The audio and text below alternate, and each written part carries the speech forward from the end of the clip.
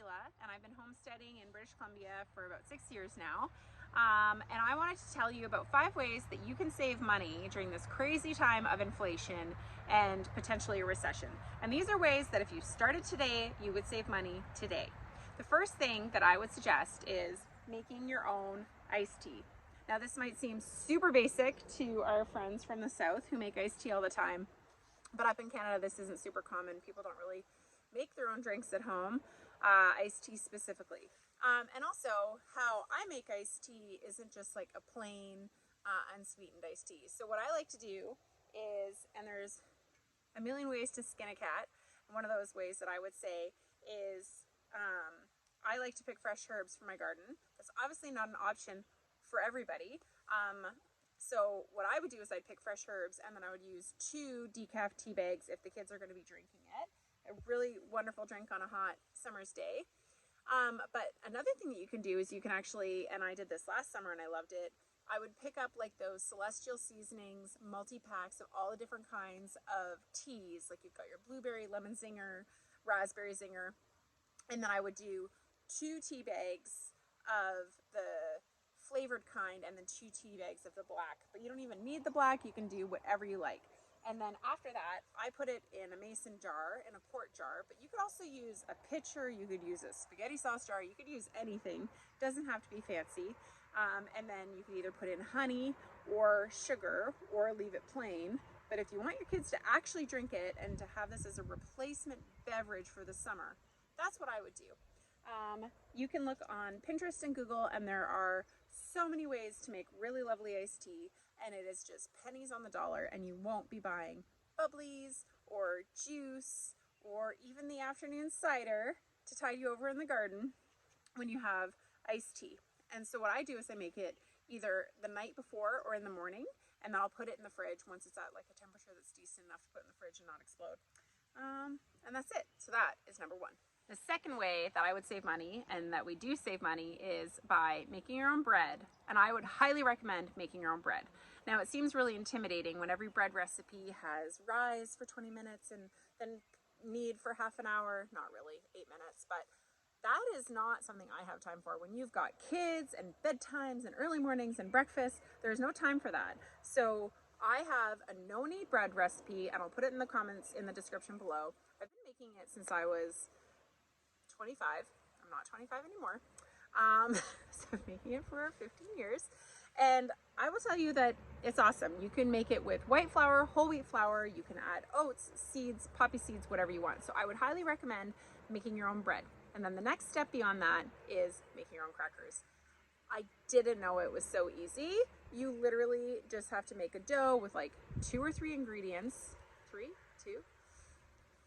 Yes. Does water count as an ingredient?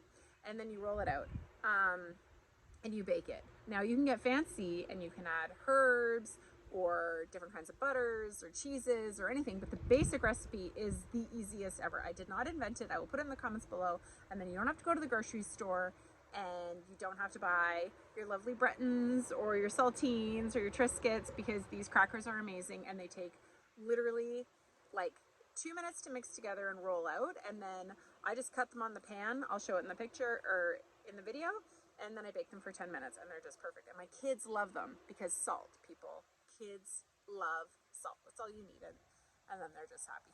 My third tip for saving money, and this one is for, I mean, all the tips are for wherever you live, but this one you can do on your balcony, in your house, or outside. And that is to plant a plant, but not just any planter. You need to put 3 things in it. At least this is my suggestion, to put 3 things in it. The first is lettuce. So I have a couple romaine lettuces. So what I would do is I would pick lettuce mix, whatever pack of lettuce seeds, $3 pack, $1 pack, whatever. And I would get those lettuce seeds. And I would put in lettuce, and I would put in an edible flower. I'm going to recommend nasturtiums. And I'm going to recommend nasturtiums because you can eat the leaves and the flowers. And so even before the flowers come up, which this one hasn't flowered yet, but it's about to, you can eat these leaves. Some leaves are lovely. They have a bit of spice to them. And so what I would do is you've got your romaine, you've got your nasturtiums, and then the last thing, the third component to your seeds is I would plant kale. I know, not everybody loves kale. I'm with you on that. But when you're talking about food on the table, you can actually have a salad probably twice a week from a planter with your lettuce, your kale, and your nasturtiums, and it's gonna look so pretty. And you know what, guys? This is an old lampshade turned upside down and filled with dirt. So use whatever you have. All right, tip number 4. This one might be a stretch for some people because it's a bit of a buy-in. I'm gonna say mill your own grains. I know, it's absolutely crazy. But if you can find locally, when I lived in a big city in northern Alberta, I know, what I did is I just went on Kijiji, because that's what we had back then, and I found, I think it was Heterites, and they sold a 20 kilogram bag of wheat berries. And I believe those were red fife, but at that time I wasn't too discernible. Now that we live here, this year we got wheat berries, and we've got soft white wheat, einkorn, red fife, maybe a couple others. And we bought it in bulk. That's what you have to do. Don't go to your health food store and buy like a tiny thing. You need to buy a bag. You need to get home and put it in a 5-gallon. Like this one.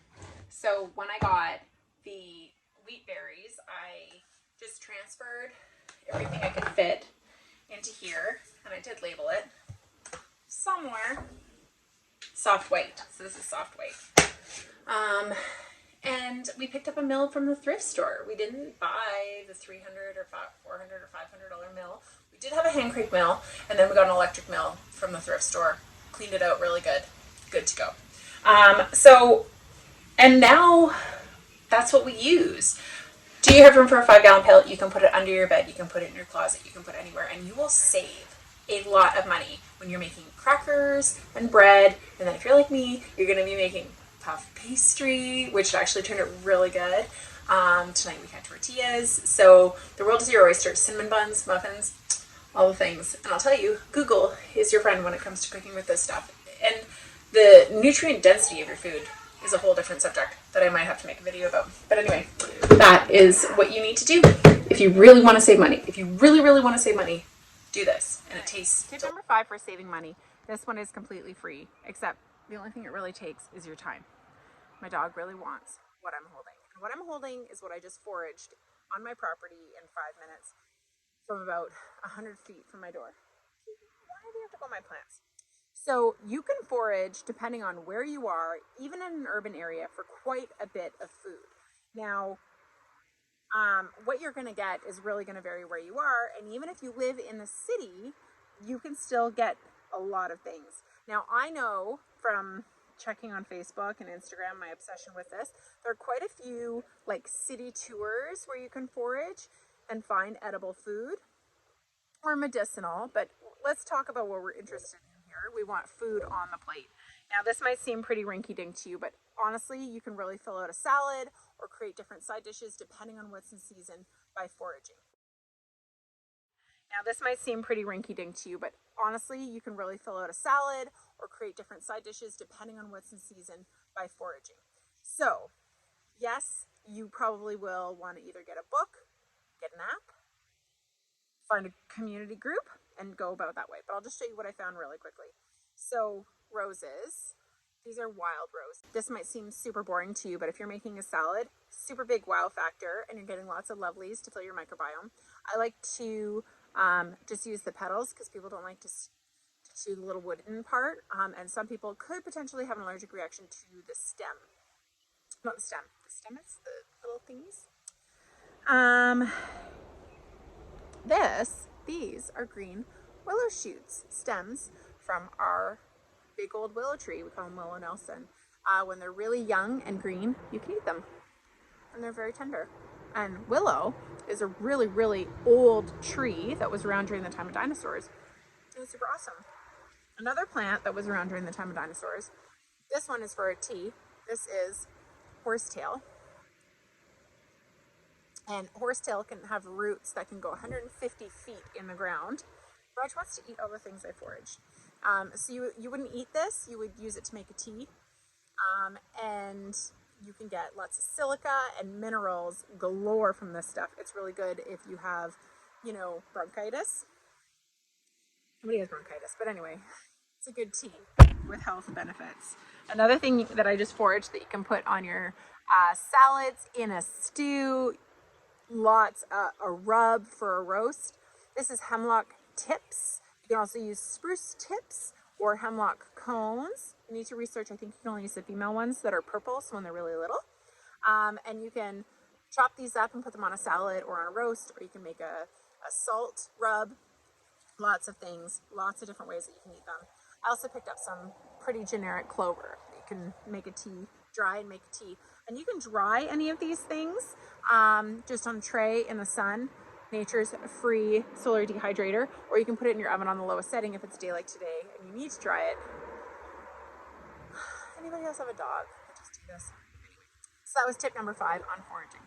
One thing that I will say about foraging, these lemony hemlock things, before you go out and eat the first thing that you find, make sure that you check 2 sources that it's good. I have this really good book, it's mostly good for identifying plants, on edible plants in Canada, which is where I live. And it'll say, like, you can eat this in small quantities, but be careful, it can kill you. I'm like, okay, let's find a different source and find out if I could actually eat this, just use it in a tea, or if I should never ever let my children touch it. So you want to check your sources. Hemlock, for example, you just want to eat the little green tips. They taste like lemon. Okay, well that's it, you guys.